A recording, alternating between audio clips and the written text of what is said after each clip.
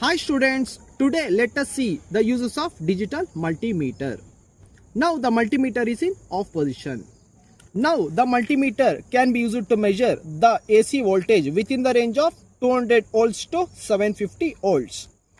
Now the multimeter can be used to measure the DC current within the range of 2000 microamps to 200 milliamps. Now the multimeter can be used to test the diode and to test the continuity of a wire. Now the multimeter can be used to measure the value of resistance within the range of 200 ohms to 2000 kilo ohms. Now the multimeter can be used to measure the value of DC voltage within the range of 200 millivolts to 200 volts. These terminals can be used to test the transistor. These are testing probes. Black is common, red is positive.